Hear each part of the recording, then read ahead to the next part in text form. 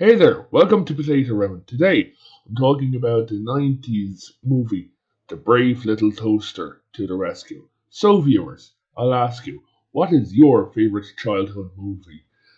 And did you watch this growing up? If you like this video, hit that subscribe and that like button. Drop a comment and tell me what you think. So, let's sit back, open up a bag of popcorn, and let's kick this off. The movie opens up in a car driving along some road somewhere headed to college when Rob's girlfriend, who I'm quite sure he must have a magic penis or something to keep her. Anyway, she turns on the radio and we hear some golden oldies starting to play, and she says, That sounds like one of those corny old songs your radio plays. I'm not sure if she knows exactly how radios work, but you know that you can change the channel to another music set.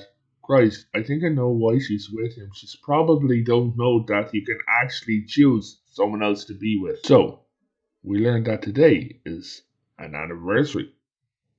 Which anniversary? We don't know, because Rob here has forgot. Maybe by then I'll remember what the anniversary is. We then learned that Rob is in veterinary school because the sign says School of Veterinary Medicine. Which school?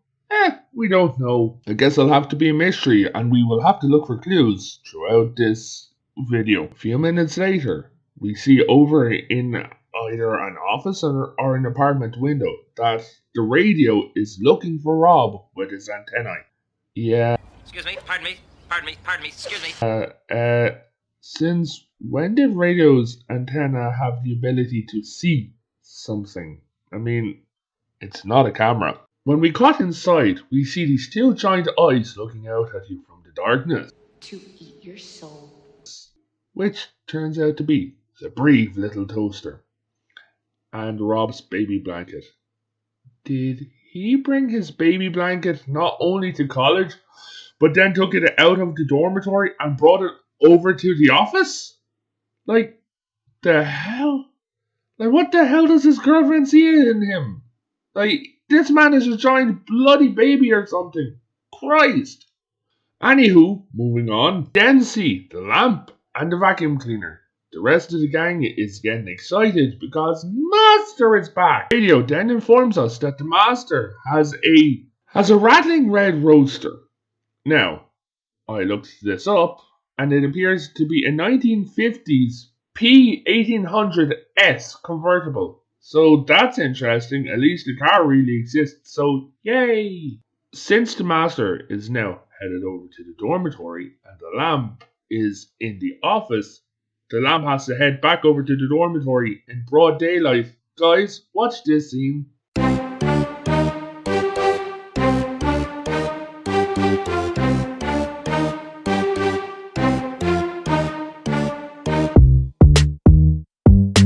How on earth did the lamp not get seen by anyone?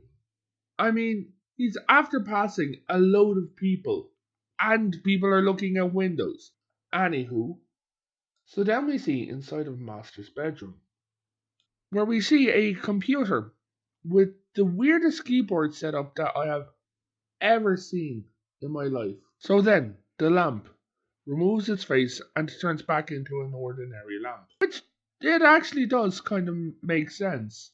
So we finally found out where he is. If you see over in the right hand corner of this picture that he is looking at the Washington State Zoo, which means that he is in fact in the school right here, Washington State School of Veterinary Medicine. We found it, folks. We now know that this whole movie is set in Washington State. So we go back to the lab where the rat is just being a mood. Every weekend, it's the same thing. Is he back yet? Has he abandoned us? All he has had some deep-seated insecurity. When he is explaining what it is like to be a rat, after getting a word wrong, the brave little toaster slams into him and corrects him. And then we have this, the best response ever. Yeah, it's humiliating. So, we get introduced to a few new characters. A prissy cat, a monkey with a sore hand, and a chihuahua. Then proceeds to break into song whilst cleaning the office. After they finish that, they say that they have invited over the Dobermans from security and that they got very merry last night. To me, this really implies that the brave little toaster and his friends and the dogs proceeded to get drunk last night, which is weird. Because most toasters can't hold their liquor that I know, and I know for a fact that toasters aren't waterproof, which was a really disappointing fact to me, but there we go. So we get to see that Master is working away in his dorm room on a very important paper when his friend or some office dude bursts through the door and asks him to sign some papers that he claims are just part of clinical operations. That he can sign them without looking at them. So he's totally not the villain or the bad guy of this movie whatsoever. So can I please point out this pic of the computer? Look at the side of this. Is it metal or something? Because, like, I've honestly never seen screws like this in the PC at all. Weird. So, moving on, we then see him looking at trophies and the achievements that Rob has won. So, we hear his inner monologue. Look at all these trophies. Merit winner. What a little mama's boy. Graduating a year early. Must be nice. To which, afterwards, he asks himself the same thing that I say to myself whenever I see Rob's girlfriend and Rob. What's she doing with him? So, we then learn that a frayed cord shorts the power to all the dorm room, which loses Rob's paperwork. We then learn that it's his thesis for college and he has lost every single bit about it. Then the computer goes into this spiel about saving. He should have kept a backup. That's what you're for, isn't it? Only when commanded. You should know that as well as anybody. Yep. Takes about 2 nanoseconds to activate an automatic save program. After this, Rob decides to go and get his friend. Now, dear viewers, and those of you who are watching, you may recognize this voice. Yeah. If it's any consolation, Rob, you aren't alone. If that voice sounds any bit recognizable, that's because this voice is actually this character. What kind of train this is? Well, do ya? Actually, it's a Baldwin 284 S3 class Berkshire type steam. This movie really does love to remind everybody to save their work. So Kirby and the monkey are having an argument because the monkey is talking about being in a lab with bad humans, and Kirby does not believe him. The monkey unravels the tape on his paw and shows him his jacked up hand. This is just a little reminder, kids, that when you spank your monkey, spank it gently. Otherwise, you'll make your monkey cry. Chuck Norris approved. This morning, Rob's girlfriend is cleaning out the workplace and she wants to use the vacuum for kitty litter. But Rob insists that I don't want you to use it for kitty litter. And then Rob says something that just, well, it sits a little weird with me. Come on, Chris. I've had this vacuum since I was a kid. It means a lot to me. Rob, buddy, pal, just letting you know, man, therapy does exist. You should probably go and visit one. So, with Ratso after escaping and he's now in the air ducts and he's running around, we see what looks a weird green light coming from somewhere. Where, you may ask? Well, ladies and gentlemen, we will find out later. He walks through the door, eating a bag of crisps, flavoured crisps. He then gets asked to watch the animals in the lab for the rest of the day. He makes a phone call to Slappy.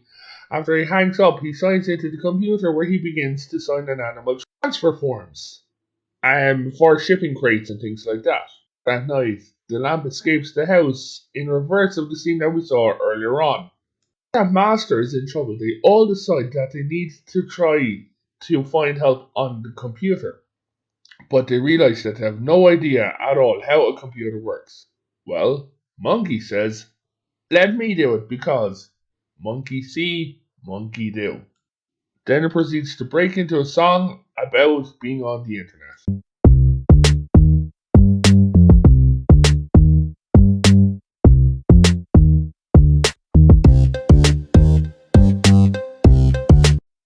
Yeah.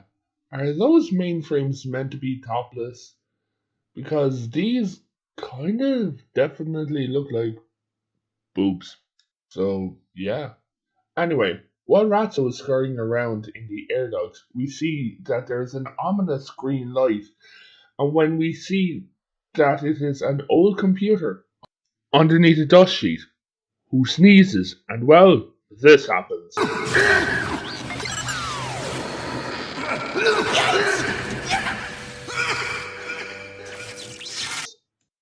I think that this is meant to be a computer virus, which is rather a unique take on it, and then we get to see this scene. What's the matter? What's happening? Trouble online. Stand back. I'm gonna crash. Big time. What's going on? Afterwards, we discovered that they are sending the animals to Tartarus Labs right now, for an evil lab that is named literally on the nose, because the lab's name literally means Hell Labs. Why not name it Bad Guy Industries or Steelem & Co? Oh well. Back in the dorm room, we see that Master is lamenting on his possible failed, and we learn that this is his first anniversary of their meeting at Melifreeze a year ago. So, aww. The guys are all gathered in the center of the room, talking about how they're going to help Master. But when they come back, they all jump back into their cages because the humans are back. And then I spotted this scene. Did somebody yeast the kittens up into the cage? Or like, did they learn magic? Because, yeah, those little kittens can't get up there by themselves. So, okay. We learn that Mac has not been feeding the kittens either. So, he's definitely a bad guy. After a back and forth, we see that Mac turns sleazy and says that he's going to seal the animals. But first, he does this. I'll fix that.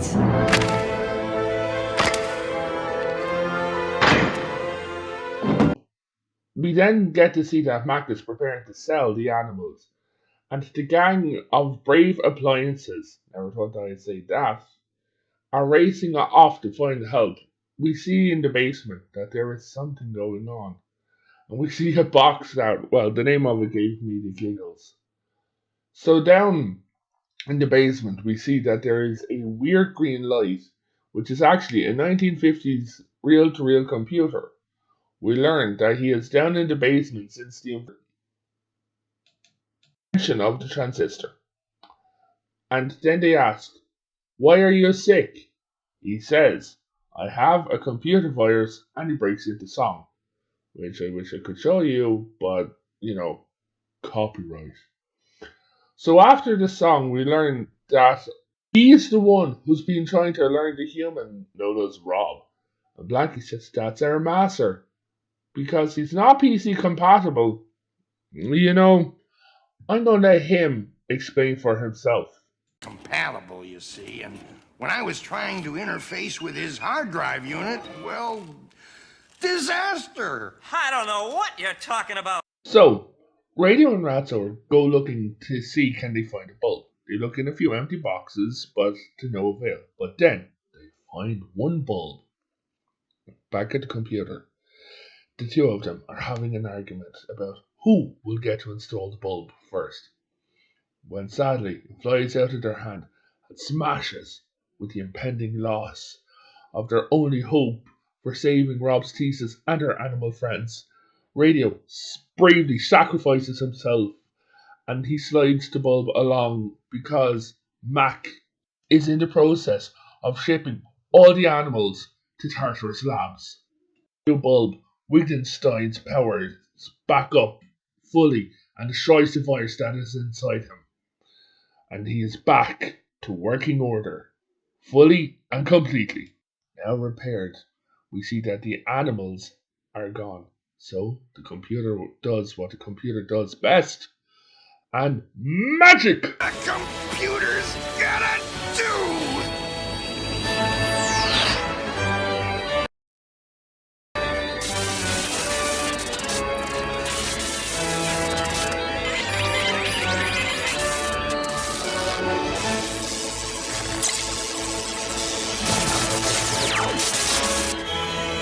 After this, the guys decide that they need to go and help their friend, so they strap a battery onto Kirby on a dolly. Then we see a modem and they head off in a hilarious chase scene, if I do say so myself. We're gaining on them. We're passing them. What was that? Do something! I'll alert control to this unexpected development. Press the 180, pronto! We need a After the chase ends, the cops, for some reason, yell at the truck driver through megaphones. So now, Mac, who's caught and under arrest, and everybody is safe. Mostly everybody. We come back to the office and we learn that everyone has been adopted and they all get to have a happy life. Rob proposes to his girlfriend, who, honestly, if I was there, I would scream in her face, "No, bitch, no! Don't marry a man whose best friend is his vacuum cleaner from the 50s, a toaster, a radio, and a lamp. Oh, and his baby blanket." Which I'm sure, because, teenage Rob, so I'm pretty sure that thing is harder than a bloody sock. After he gives her the engagement ring, she turns around and she takes a box out of her pocket, and Rob's like, "Oh no, I don't want to wear rings. I'm not the type." And she's like, "No, I had everyone on the net and their mother out looking for this," where we see it is a bulb. On radio, it's back to life. So the entire gang is back together again. In the end of it all, it wasn't a bad movie. And overall, I honestly would suggest that you guys go and check this out and watch the whole thing for yourself. Then come back here, comment, and let me know what you think. I really hope that you enjoyed this video. If you want to see more, please like and subscribe. Also, my co-hosts on the streams that I do have started their own channels. We have Katala Laris. Now, she does Guild Wars streams most nights with our fellow co-host Armchair Warlord. If you're interested in that, I would honestly hop on over to see them. The link to her channel is in the description below. Now, if you guys are really interested in retro games, I would seriously look into Forvithia Forever's channel. He's new. He's very, very drastically undersubscribed to. He's a good laugh. And if you're interested in retro games, I'd go over. He's got a plethora of games. He's just started out and he's finding his feet. But yeah, if you want retro games, that is your stop. Now, if you also feel like helping vets, if you feel like getting a book that does not speak down to you and isn't full of SJW dribble, I would search out Armchair Warlord's book. He is a published writer, and his book is available on Amazon. If you want to pay a bit more, just go into the Discord, whose link is also in the description below, and hit him up, and he will arrange to have a signed autographed copy sent to you. But the link to Armchair's book is in the description below. So, thank you all. Join this Discord, hit that like button, and I seriously hope that everyone here watching today has a wonderful and a great day. Thank you. Peace out. Potatoes. Boil them, mash them, stick them in a stew.